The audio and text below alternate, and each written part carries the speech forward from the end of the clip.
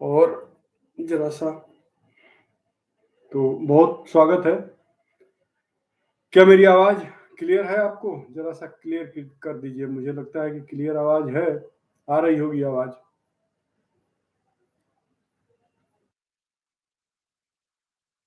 तो आज का जो हमारा विषय है कि हमारे हिंदू धर्म के पिछड़ेपन का क्या कारण है। Thank you to reply me. आवाज़ आ रही है, बहुत बहुत धन्यवाद। बने रहिए हमारे साथ इस लाइव सेशन में। तो धर्मशास्त्र धर्म का, हिंदू धर्म का पिछड़ेपन का क्या कारण है? सबके रहते हुए, सारी संपन्नता के रहते हुए, सारे ज्ञान के रहते हुए और सारी विद्वता के रहते हुए भी हमारा जो हिंदू संप्रदाय है वो आखिर क्यों पीछे है, इस पे हम चर्चा करेंगे। आप लोग आ जाइए और कमेंट कर दीजिएगा, उसके अनुसार मैं आपके सवालों का भी जवाब दूंगा और आपके समर्थन को भी मैं प्लेटफॉर्म पे रखूंगा। अपने इस चैनल के माध्यम से आपका विचार भी लोगों तक पहुंचेगा। तो आज भारतवर्ष जो है हिंदू धर्म को लेके काफी बहुत सजग हो गया है। बहुत ही चाहे वो राजनीतिक गलियारा हो, चाहे वो सामान्य सामाजिक स्तर की बात हो, उसमें हिंदू धर्म की चर्चा बहुत हो रही है। लेकिन इस सब के बावजूद, इन सब के बीच में हम देख रहे हैं कि हिंदू धर्म जो है पिछड़ा हुआ है। पिछड़ा इसलिए कि परसों के लाइव सेशन में आपको याद होगा, अगर आपने देखा होगा तो उसमें भी मैंने ये कहा था कि हिंदू धर्म का मजाक उड़ा दिया जाता है। हिंदू धर्म का जो परंपराएं हैं उसका कभी कभी उस पर प्रश्न चिन्ह उठाए जाते हैं। और भी बहुत सारी ऐसी चीजें हैं जिसका अगर कोई क्वेश्चन प्रश्न उठाता है तो उसका जवाब हम नहीं दे पाते या हमारे बच्चे नहीं दे पाते। तो कहीं ना कहीं ये हमारी कमी है। तो सबसे पहले हम ये जानेंगे कि आखिर क्या कारण है। तो परसों तो मैंने ये उस पर चर्चा किया था कि जो अंधविश्वास है वो सबसे बड़ा कारण है हिंदू धर्म में, जिसमें हमारे जो भी पंडित पुरोहित हैं, जो प्रवचन करते हैं, जो तथाकथित संत हैं, जो अपने आप को संत बोलते हैं, कथावाचक बोलते हैं, या हिंदू धर्म के प्रवर्तक बताते हैं अपने आप को, हिंदू धर्म के ठेकेदार बनते हैं, तो वहाँ कहीं ना कहीं ये वो अध्यात्म धर्म और इन सब सारी चीजों पर फोकस नहीं करके आडंबर और पाखंड और अंधविश्वास को बढ़ावा देते हैं। और हमारा जो भोला भाला समाज है वो इसमें इन्वॉल्व होता है और वो धर्म के सही मूल तत्व को नहीं पकड़ पाता। आज जो आगे की चर्चा जो हम करेंगे वो है कि आखिर कारण क्या है कि हमारा धर्म जो है पिछड़ रहा है। तो उससे आगे की चर्चा यहाँ हम करेंगे। तो जहां तक मेरे मेरे समझ में है कि हमारा जो और भी जो अन्य कारण है वो है हमारे खुद के धर्म का, हमारे खुद के परंपराओं का या धर्म शास्त्रों का, या जो मूल धर्म ग्रंथ हैं जैसे उपनिषद है, वेदांत है, या जो मूल परंपराएं हैं, हमारा जो सनातन परंपरा है, उसके बारे में ही हमारे घर के बच्चे नहीं जानते। हमारे घर के बड़े बुजुर्गों तक को बहुत सारा ये पता नहीं है कि हमारी परंपराएं क्या है, हमारा जड़ क्या है, हमारी शाखाएं क्या हैं, सनातन धर्म का मूल रूप क्या है। अब युवा पीढ़ी से मैं शुरू करता हूं, जैसे जो 20-22 साल के हैं, 18 साल के हैं, या टीनेजर्स हैं, या उससे भी छोटे चले जाइए, तो वहां इसकी बड़ी भारी कमी है। दूसरे धर्मों में आप देखेंगे कि पढ़ाई लिखाई के साथ साथ मूल धर्म की भी शिक्षा दी जाती है। मूल धर्म की भी शिक्षा दी जाती है, जैसे कि अगर कोई ईसाई है तो उसके बाइबिल की शिक्षा भी उसे दी जाती है साथ में। अगर वो बौद्ध है, हालांकि है तो बौद्ध हिंदू धर्म की ही शाखा, उसमें उसके मूल ग्रंथ की जानकारी दी जाती है, उसको भी उसे सिखाया पढ़ाया जाता है। इस्लाम में पढ़ाई लिखाई के साथ साथ आपको कुरान की जानकारी दी जाती है और उनको पांचों वक्त नमाज पढ़ने की हिदायत दी जाती है और अपने धर्म पर सही रास्ते पे चलने की जानकारी दी जाती है कि अपने धर्म के रास्ते पे चलो, तुम धर्म का जो नियम है उस पे चलो। और भी धर्म है, जो संप्रदाय हैं, तो वो पढ़ाई लिखाई के साथ साथ अपने बच्चों को उसकी भी जानकारी देते हैं कि तुम ये भी अपने धर्म ग्रंथों को या धर्म शास्त्रों के या जो मूल परंपरा है तो उसकी भी जानकारी उसको देते हैं। लेकिन हिंदू धर्म में क्या है, हिंदू संप्रदाय में क्या है कि हम स्कूली शिक्षा लेंगे, कॉलेज की शिक्षा लेंगे, बाकी सब चीज की पढ़ाई करेंगे, लेकिन जैसे ही बात आती है कि थोड़ा धर्म ग्रंथ पढ़ लो, कुछ गीता पढ़ लो, उपनिषद पढ़ लो, तो हमारे ही धर्म के लोग उसका मखौल उड़ाने लगते हैं, उसका मजाक उड़ा दिया जाता है कि अरे अभी चला ये पंडित बनने चला है। लेकिन होना ये चाहिए कि पढ़ाई लिखाई, आप मैथ पढ़िए, साइंस पढ़िए, फिजिक्स पढ़िए, अंग्रेजी जो विषय पढ़िए, और आपको मैं बता दूं कि स्कूली शिक्षा, कॉलेज की शिक्षा, इंस्टीट्यूशन की शिक्षा ये सब आपको चालाक बनाएंगे। चालाक माने कि आप दुनिया में रहने जीने लायक हो जाएं, पैसा कमा सकें और अपना जीवन यापन चला सकें। तो इंस्टीट्यूशन हमारा जो है वो इसकी जानकारी देती है। स्कूल में हम सीखते हैं, कॉलेज में सीखते हैं, वो इतना ही सिखाता है कि आप चालाक कैसे बनिएगा, स्मार्ट कैसे बनिएगा और दो पैसा कैसे कमाइएगा, नौकरी कैसे लीजिएगा, आप बिजनेस कैसे कीजिएगा, इसकी जानकारी मिलती है। लेकिन केवल चालाक स्मार्ट बनने से काम नहीं चलेगा, जीवन को कैसे हैंडल करना है, जीवन की जो सेंस ऑफ ह्यूमर है वो कैसे स्थापित रखना, जिससे हमारा रिश्ता, संबंध, हमारा सामाजिक आचार व्यवहार ये सब कैसे स्थापित रहे औरों के समाज, चूंकि मनुष्य समाज में रहता है तो कैसे औरों के साथ उसका रिलेशन, संबंध अच्छा रहे, संभाल सके अपने पैसे को, अपनी सफलता को, अपने व्यापार को, अपने परिवार को कैसे संभाल सके, इसकी शिक्षा धर्म ग्रंथों में ही मिलेगी। बाकी सबको छोड़ दीजिए, उपनिषद और गीता, उपनिषद भी छोड़ दीजिए तो गीता पढ़िए। आप गीता पढ़ेंगे आपको बहुत कुछ नॉलेज हो जाएगा। तो हमारे ही बच्चे, हमारी ही युवा पीढ़ी जो है वो, उनको पता नहीं है कि हमारा धर्म क्या है, हमारे धर्म के नियम और आचार व्यवहार ये क्या है, ये पता नहीं है।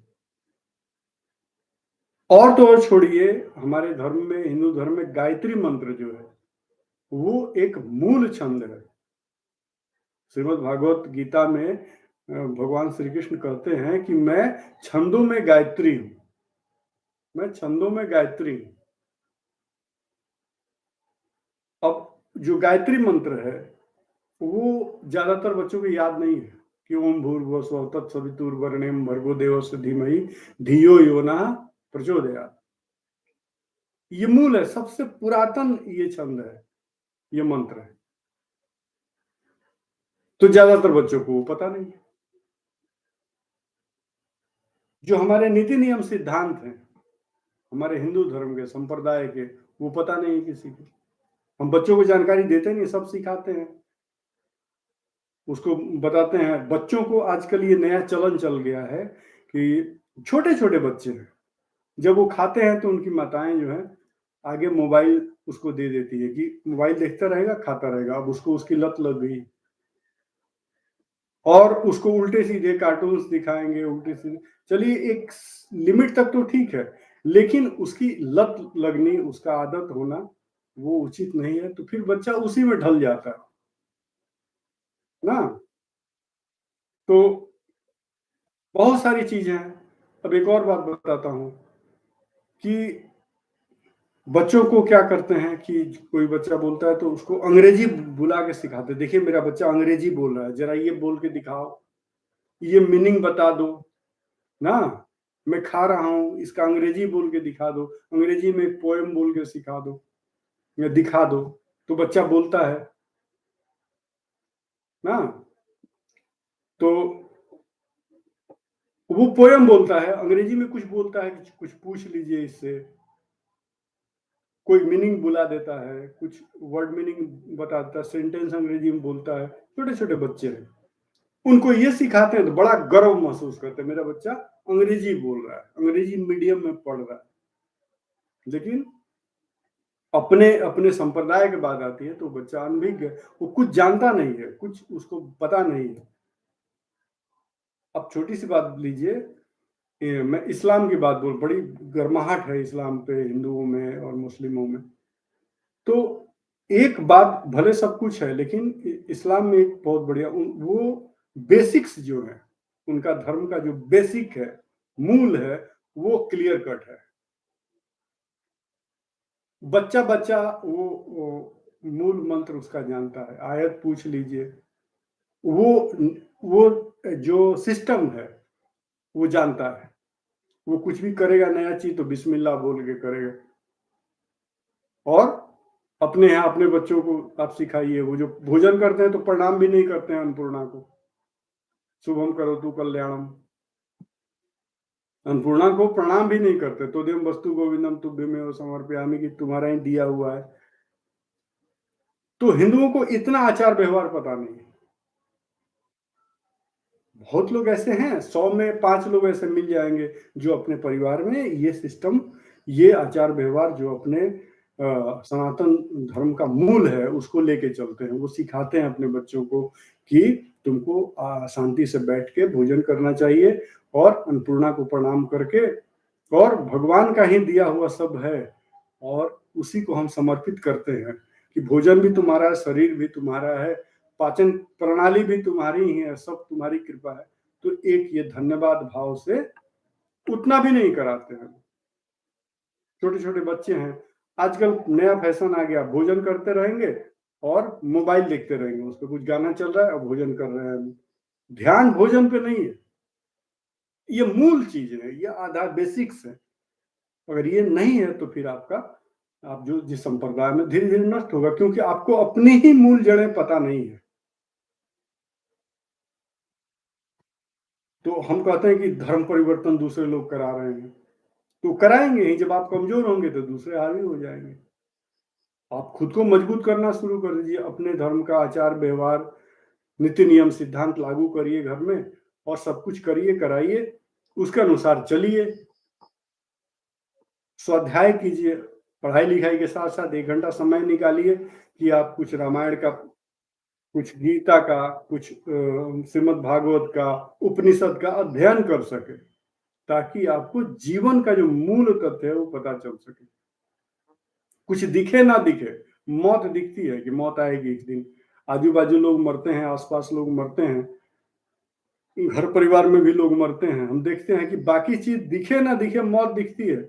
इसकी गारंटी है, गारंटी है कि मौत आएगी, जब जीवन मिला है तो मौत आएगी।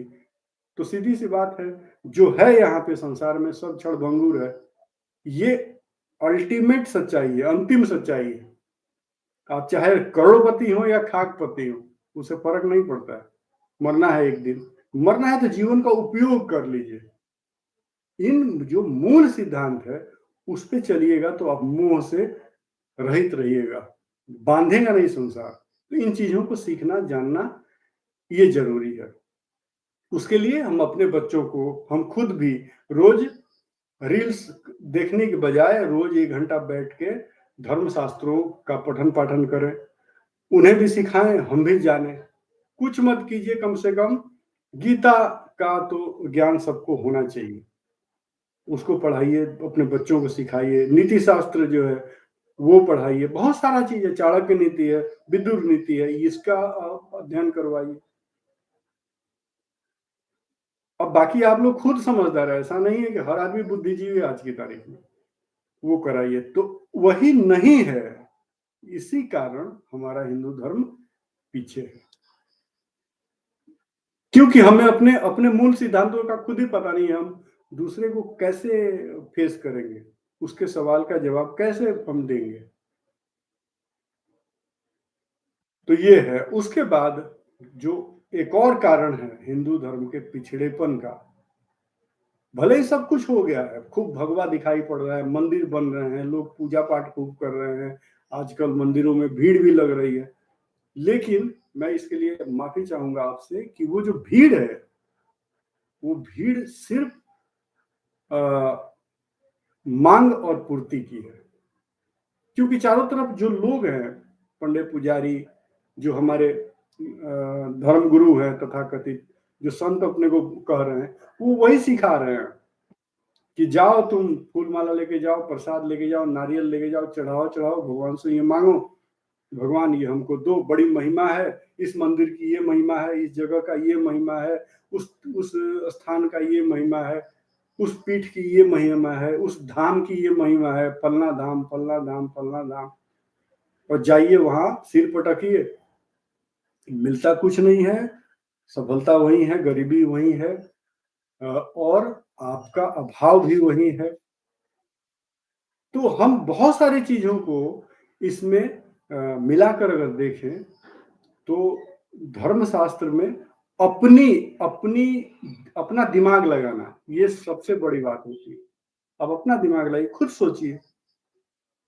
सोचिए कि क्या सही है, क्या गलत है, क्या आडंबर है, क्या पाखंड है, इन चीजों से बाहर निकलिए, क्योंकि चारों तरफ वैसे ही लोग सही चीज समझाने वाला नहीं है, इसलिए आप खुद अध्ययन कीजिए। आप कथा में जाते हैं, फलाना बाबा आए हैं, फलाना संत आए हैं, फलाना शास्त्री जी आए हैं, फलाना ये आए हैं, आप जाते हैं वहां पे, उनकी कथा के नाम पर बकवास सुनते हैं आप। इससे अच्छा खुद वो पढ़ लीजिए। जो भी कम से कम मैट्रिक पास कोई होगा, अगर वो रामायण उठा के पढ़े तो खुद ही जान लेगा, आपको कथा पंडाल में जाने की जरूरत नहीं है।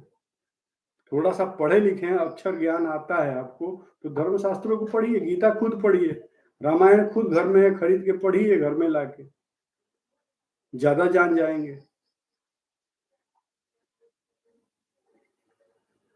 अपने धर्म के ज्ञान को अपने जीवन में कैसे उतारें। मस्ती टाइम उज्जवल जी, राधे राधे। राधे राधे। तो आपने पूछा है कि अपने धर्म को के ज्ञान को अपने जीवन में कैसे उतारें, तो सीधा सा बात है, जो आपने ज्ञान सीखा है, आपने जो सीखा है, थ्योरी सीखी है, अब उसको व्यवहारिक रूप में आप अपने जीवन में उतारिए। जैसे आपने पढ़ लिया है कि हमको अपने मन पे नियंत्रण रखना चाहिए, तो अभ्यास करिए कि हम हमेशा सकारात्मक चीजों को देखें। अभी आपका अगर बहुत वेट बढ़ रहा है, आप मोटे हो रहे हैं, और मना है कि आपको मिठाई नहीं खानी चाहिए, मिठाई नहीं खानी है, तभी आप हलवाई के दुकान से गुजरते हैं और बड़ी खुशबू आती है मिठाई की। अब आपका मन ललच जाता है, जाके दबा के आप 4-5 रसगुल्ले खा लिए, तो फिर मन डोल गया। तो ऐसे ही और चीजों पे हो सकती है। जो तब आपने थ्योरी सीखी है कि मन पे नियंत्रण करना चाहिए, अपने मन को कंट्रोल करना चाहिए, फिर मिठाई की दुकान पर गए, मना है कि मिठाई नहीं खानी है, वजन बढ़ेगा, फिर आपने दबा के खा लिया। तो इसे ही बोलते हैं कि जो आपने थ्योरी सीखी है उसको अपने जीवन में सीधे सीधे अनुशासन पूर्वक आप उसको अपने जीवन में उतारिए। तो ये छोटा सा उदाहरण है, आप खुद समझ सकते हैं। तो अपने धर्म के ज्ञान को अपने जीवन में व्यवहारिक रूप से वैसे ही उतारना चाहिए। तो ये बात एक रही। तो अगला जो कारण है हिंदू धर्म के पिछड़ेपन की, वो कारण है धर्म का राजनीतिकरण होना। आजकल जो है, जैसे ही वोट आता है, अभी वोट आने वाला है, अभी अब चुनाव आने वाला है, अब चुनाव होगा, अगले 15-16 दिनों में ये सारा चीज होगा। अब जैसे ही आता है, फिर भारत में बड़ी जोरों शोरों से हिंदू मुस्लिम शुरू हो जाता है, उसके पहले कुछ नहीं होगा। और जैसे ही चुनाव आता है, फिर हिंदू मुस्लिम शुरू हो जाता है। और जो वोटर्स हैं, जो पब्लिक है, उनको यूज किया जाता है, उनकी भावनाओं के साथ खेला जाता है। चाहे वो क्रिश्चियन हो, ईसाई हो, हिंदू हो, मुस्लिम हो, सिख हो, कोई भी संप्रदाय का हो, उसके इमोशंस के साथ खूब खेला जाता है। जो राजनीतिक के विशेषज्ञ हैं, वो बताते हैं कि जो उनकी कमजोरी है, उसके साथ खेलो, छेड़छाड़ करो, और उसको टारगेट करके, उसको एक्सेलरेट करके, फिर आपको किसी विशेष पार्टी को वोट दिलाई जाती है। तो बजाय इसके आप खुद अपनी बुद्धि का प्रयोग कीजिए कि धर्म कम से कम राजनीति का विषय नहीं बनना चाहिए। बिल्कुल क्लियर है, क्रिस्टल क्लियर है कि धर्म जो है, संप्रदाय जो है, नीति नियम सिद्धांत, वो समझौता के लिए नहीं है। सत्य है तो है। तो धर्म को अगर फिर राजनीति में लाया जाएगा, तो फिर धर्म बचेगा नहीं। फिर जैसे ही उसकी धर्म की राजनीतिकरण शुरू होगी, तो उसमें से सत्य जो है वो निकल जाएगा। जैसे कि मावा बनाते वक्त दूध से पानी सूख जाता है, वैसे ही सत्य जो है वो निकल जाएगा धर्म से, फिर सत्य बचेगा नहीं। फिर झूठ का बाजार सब खड़ा होगा, फिर आडंबर का बाजार खड़ा होगा, फिर भावनाओं के साथ खेला जाता है, जैसा कि आप देख रहे हैं। तो धर्म का, हिंदू धर्म के पिछड़ेपन का ये कारण है कि हिंदू धर्म चूंकि ब्रॉड है, ज्यादा है, मेजोरिटी में है, तो उसके साथ बहुत खिलवाड़ होता है। और ज्यादातर लोग अपने सनातन धर्म के मूल विषय को जानते नहीं है। एक आदमी जो झंडा उठाता है हिंदू धर्म का, सनातन सनातन बोलता है, उससे पूछ दीजिए कि सनातन धर्म का झंडा उठाए हुए हो ना, हर हर महादेव, महाकाल, जय भवानी और फलना ढिकना, बहुत सारा नारा लगता है, और आगे आगे युवा चलता है ना, झगड़ा भी कर लेता है उसको भी। लेकिन उससे पूछिए कि उपनिषद जो है कितने हैं सनातन धर्म में, हिंदू धर्म में उपनिषद कितने हैं, वेद कितने हैं, और दर्शन कितने हैं, गीता को किसने लिखा, श्रीमद् भागवत गीता को किसने लिखा, और इसमें किसके प्रवचन है। गायत्री मंत्र सुना दो, उसको कुछ पता नहीं होगा। ऐसे ऐसे लोग हैं, उसको अपने भारत के बारे में कुछ पता नहीं। उसको पूछिए कि कन्याकुमारी किधर है, पता नहीं है, बोलेगा कन्याकुमारी कलकत्ता के साइड में पड़ता है। तो ये चीज है। उसको राष्ट्रगान पता नहीं कि जनगण मन अधिनायक जय है क्या है, वो पता नहीं है उसको, लेकिन वो झंडा उठाए हुए। तो ये जो खोखली मानसिकता है, ये कब तक ढो पाएगी, ये कब तक अड़ेगी वहां, क्योंकि खोखले हैं आप। तो सबसे पहले धर्म का राजनीतिकरण नहीं होना चाहिए। हर व्यक्ति को उस धर्म का, अगर हिंदू हो तो अपने धर्म के बारे में जानो, उसका जड़ क्या है, उसकी परंपराएं क्या है, ऋषि क्या कह रहा है, जो भी डिटेल है, आप रोज आधा घंटा समय दीजिए, आप अपने धर्म के बारे में जानिएगा। फिर आप इतने मजबूत हो जाएंगे कि फिर आपको कोई भी राजनेता डगमगा नहीं सकेगा। फिर आप अपना निर्णय लेने योग्य खुद बन जाइएगा। धर्म राजनीति का मोहताज नहीं है। धर्म द्वारा राजनीति चलाई जाती है, और पता चल रहा है कि राजनीति धर्म को चला रहा है। ये तो फिर दुर्भाग्य वाली बात होगी। तो धर्म का राजनीतिकरण नहीं होना चाहिए, बहुत ही गंभीर ये मुद्दा है। उसके बाद जो अगला कारण है वो है कि धर्म को हमने आडंबर और मनोरंजन का साधन बना दिया। किसी को मैं सुन रहा था, बड़ी अच्छी बात उसने कही थी, महाशिवरात्रि आएगी, हिंदू नाचेगा, डीजे बजाएगा, मनोरंजन करेगा। होली आएगी, हिंदू नाचेगा, दारू पिएगा, नशा करेगा, डीजे बजा के नाचेगा, हो गया। दशहरा आएगी, हिंदू डीजे बजाएगा, नवरात्रि का आनंद लेगा, गरबा होगा, डांडिया होगा, नाचेगा, कूदेगा, बात खत्म। दिवाली आएगी, वही बात है, नाचेगा, कूदेगा, बहुत जगह जुआ खेला जाता है।